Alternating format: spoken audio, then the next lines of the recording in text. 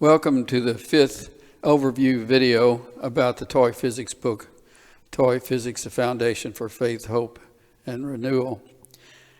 This overview gives a discussion and demonstration of the key mathematical portion of this work, which consists of alternative interpretations of the Pythagorean theorem.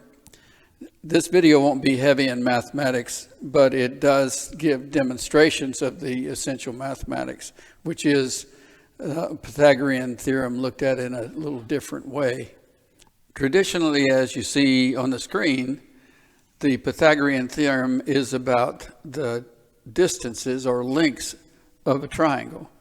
And normally we think of C, the length C, as the square root of a squared plus b squared, or it's typically stated a squared plus b squared equals c squared, with the underlying idea that what we're talking about is the relation of the lengths of a right triangle, the sides of a right triangle.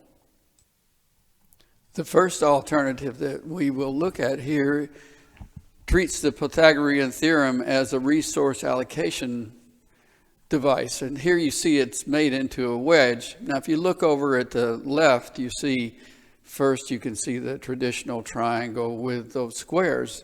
But inside those squares, we have some triangles, a triangle within each square that takes up 1/4 of the square.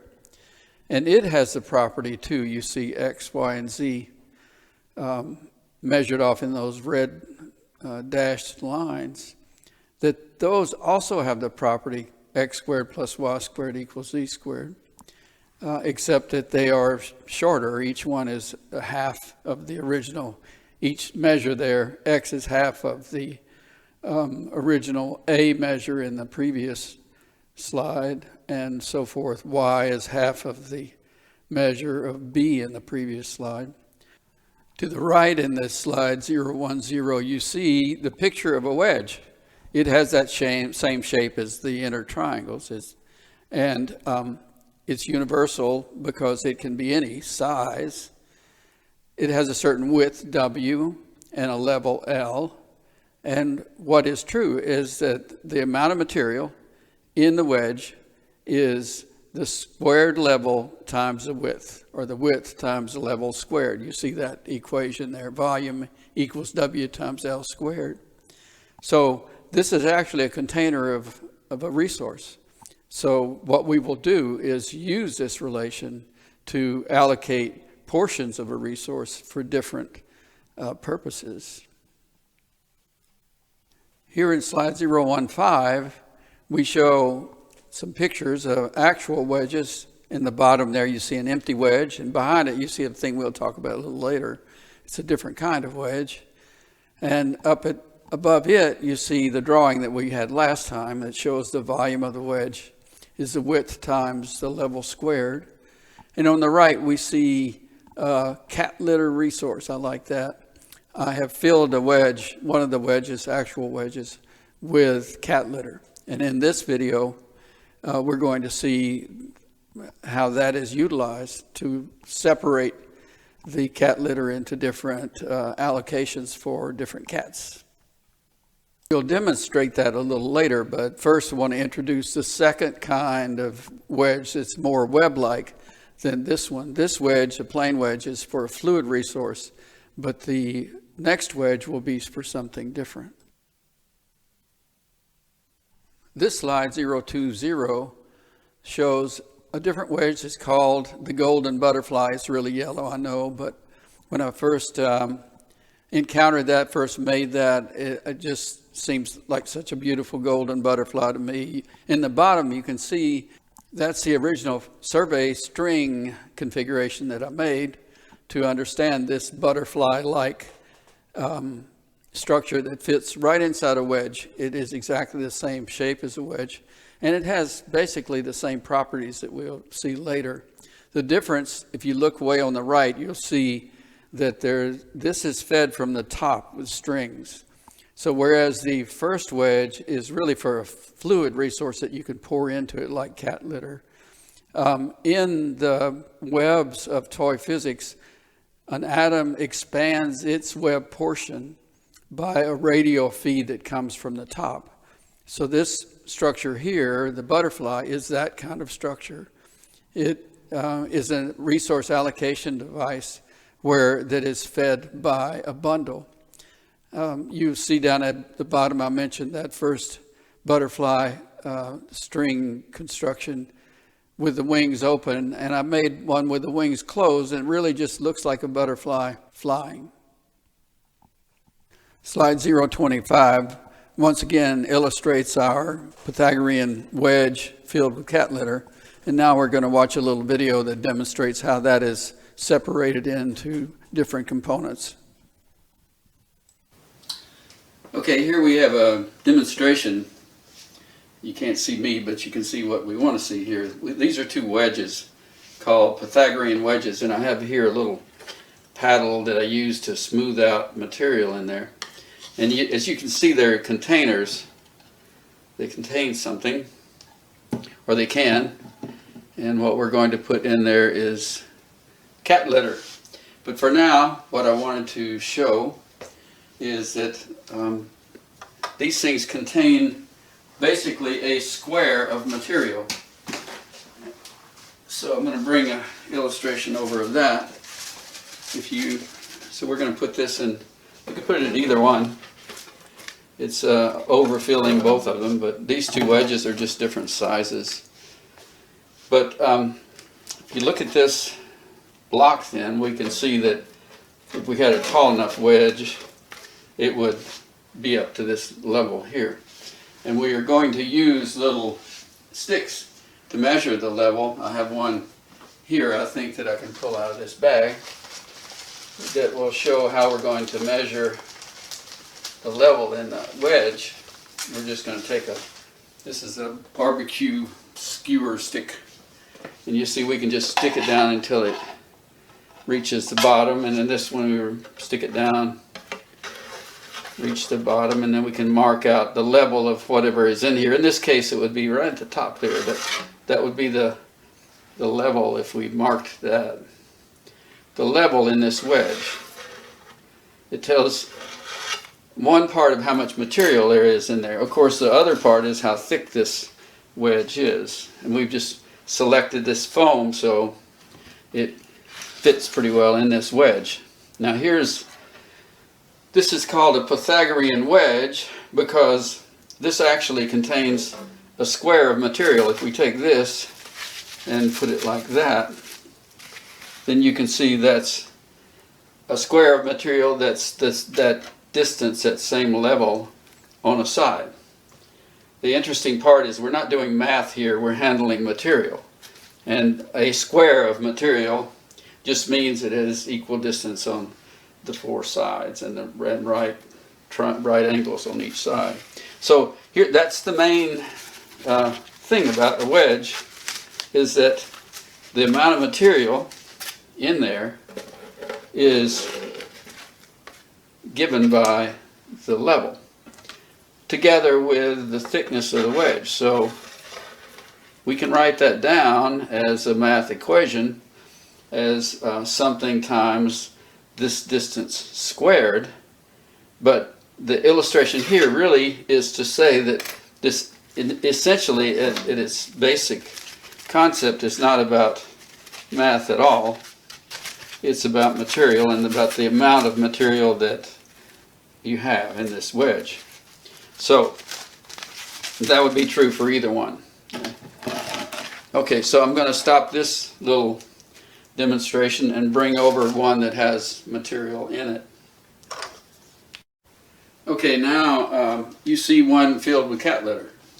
This is cat litter, and I can move this thing around. You can see, kind of dip down maybe, that it's got cat litter in it.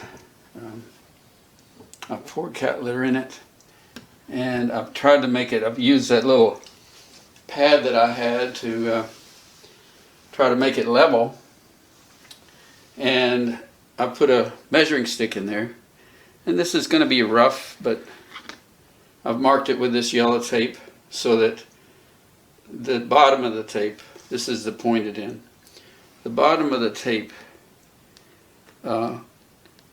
this white part is like an insulation here, so the thing doesn't go down to the wood, it only goes down to about right here.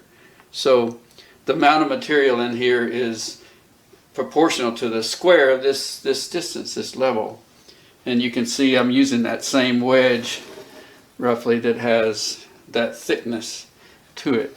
So some factor times the square of this level, it corresponds to that square that this would be if we organize it the way we did earlier.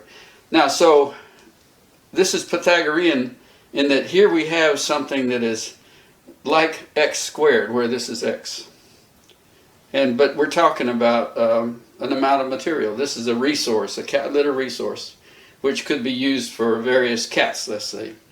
So we've got a resource here, and the essential thing that we're trying to demonstrate is the Pythagorean theorem can be interpreted in some cases, as in this one, as a resource allocation relation. It's a way of allocating resources. So I'm going to demonstrate that by pouring some of this cat litter into one of these other wedges. Doesn't really matter which one.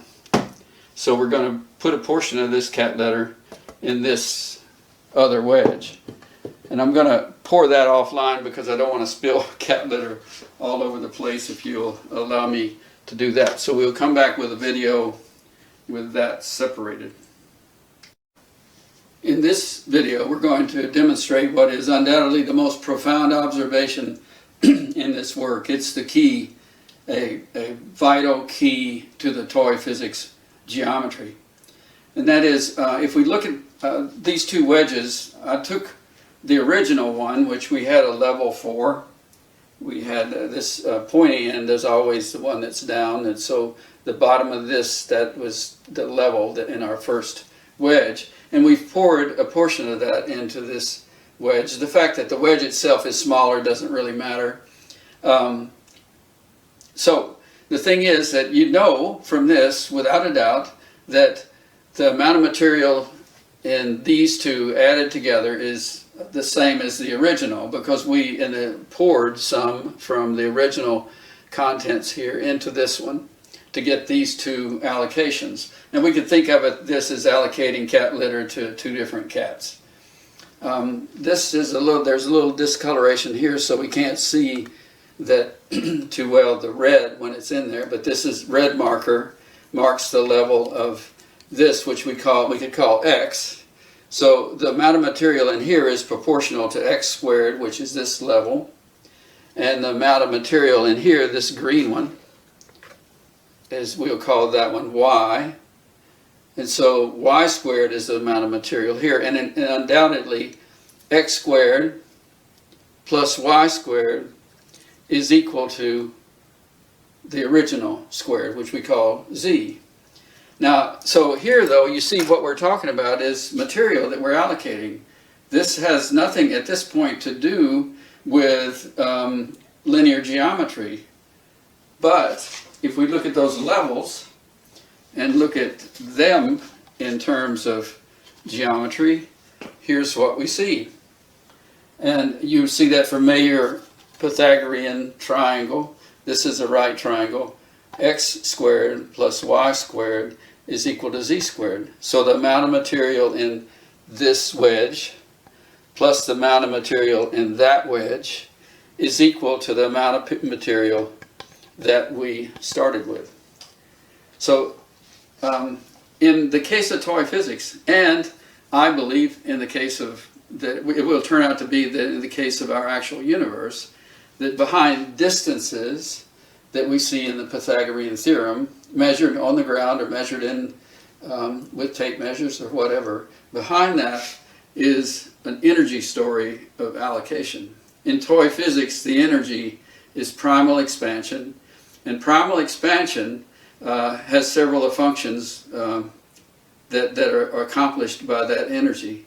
And in this case, a portion of that, we might think of this one as a portion of that drives motion of an atom. That's really a radically different story from actual physics, but it's the story of toy physics. And it, in fact, lines up just exactly with the special relativity behavior that we see that seems so bizarre in actual physics. So this is one of the primary demonstrations. I've been waiting to do this for a long time. I made these wedges a long time ago and look forward to the day when this video is made. So I hope you enjoyed it. Thanks. Here in slide 035, we just summarize the result of that partitioning into two components. We took this resource, this cat litter resource, which was originally full in the orange one you see on the left. That's the full wedge. And then we partitioned into a green wedge and a red wedge. And the interesting point is that if we make a triangle out of level sticks, which you saw in the video, but here we're just repeating that, you can see that the orange stick represents the full resource, and that is separated into orthogonal components. The green stick and the red stick form a right triangle. So that's the idea. You can see here that we're not dealing with level stick geometry in toy physics. We're dealing with the resource geometry, with the squares themselves or the volumes itself, rather than the level that represents the volume. It should be mentioned that all of these wedges have the same width, and that's one thing that we take care all through toy physics, is that when we deal with these resource allocation devices, we make sure that the thickness, the width of the wedge, and sometimes it's actually a density, that is the same for all the wedges or wedge-like devices that we're using. Now in slide 040, we're preparing to make one more step, to go one step further. So, and it should be clear that you can keep partitioning these wedges, keep dividing them up as far as you want, down to the resolution where you just can't separate it anymore because you just have too little bit of the resource to separate.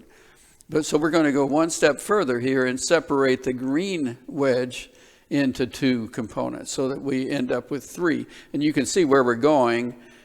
We have three wedges now on the right. We're going to give a little actual dynamic demo that illustrates that. Now I'm going to make another iteration of this video. Earlier we took this full source here, and we poured a portion into here. So we have two components. And we showed the stick diagram geometry of that. Now we're going to pour some from in here. This is the green one. This is the red one, which you can't see very well because of this discoloration. So we're going to take the green one now, and we're going to pour a little bit of it over into that empty one, so that we'll have three components. We'll see where that takes us. So now we see three components here, three wedges. So I've poured that green wedge, and here you see the green stick. I've poured that green wedge into two of them. One, I don't know if you can see the white very well here, but a green and white. So this one, I'll just stick it like this.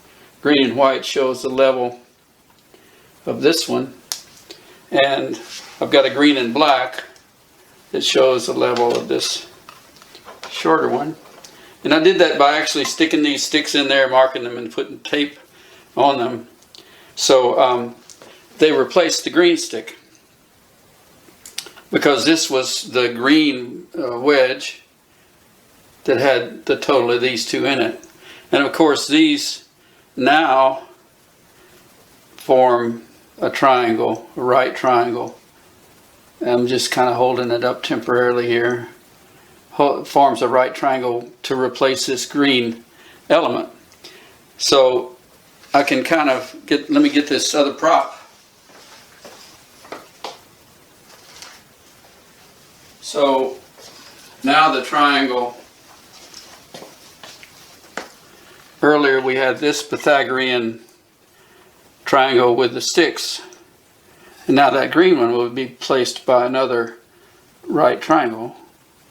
But that's not the way we usually see it when there are three components. This is not, when you do it this way, just replace this stick with these two. I'm trying to hold them in place.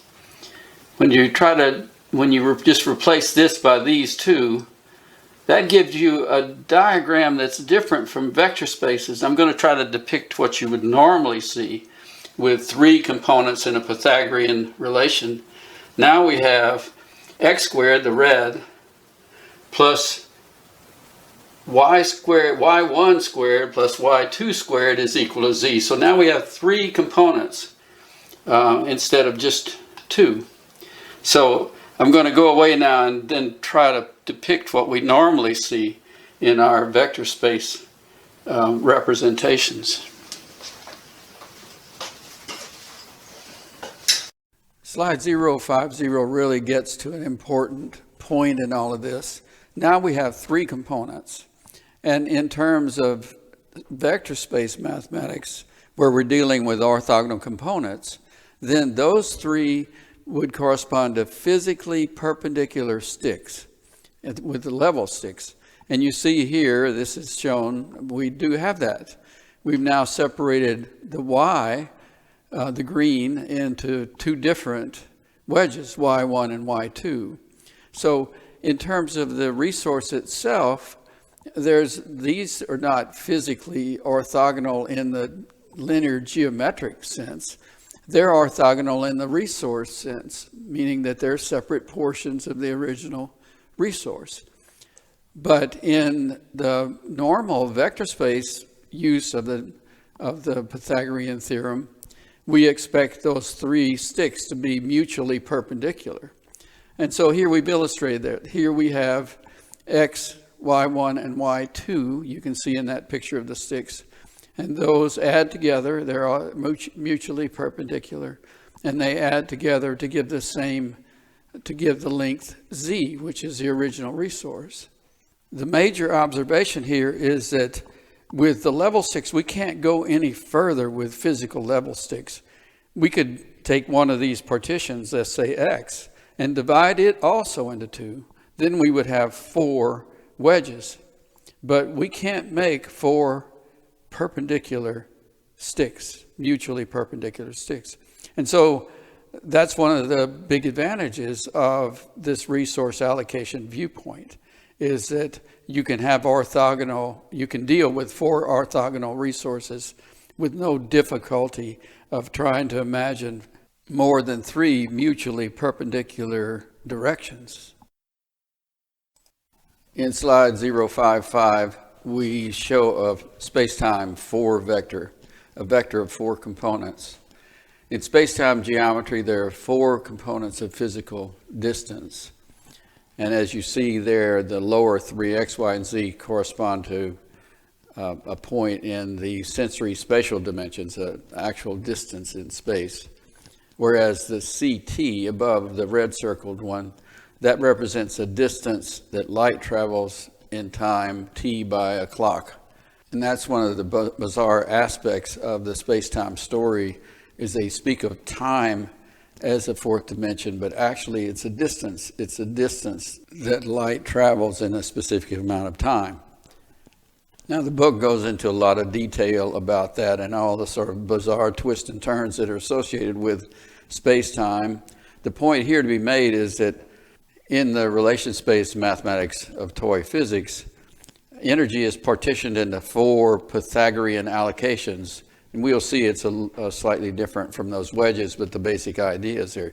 Energy is sort of put in four wedges, but only three of those correspond to mutually perpendicular spatial distances. So only three of them have level sticks that are to be mutually perpendicular. That fourth one is an inner energy that has to do with web growth, and there's no pointing dimension associated with it. The difficulty with space-time is historical, in that the mathematics of the time, and still of today, popular mathematics, is vector space mathematics. And in vector space mathematics, there's no other choice but to associate each component with a stick that's mutually perpendicular to the other ones. So often those sticks in mathematics are just symbolic. They don't really correspond to anything physical. But in this case, in space-time, this is all about physical behavior. And so space-time story does portray the idea that somehow time is perpendicular to the three spatial dimensions in the manner of sticks, even though it's admitted that we can't imagine four sticks that are mutually perpendicular. The implication is that it is real. There is really a fourth perpendicular stick, but we humans just aren't capable of imagining it. And toy physics doesn't take that approach. It says, no, that doesn't. There are only three perpendicular sticks, and there are four divisions of the energy, and the other one is about web growth and is not associated with a specific direction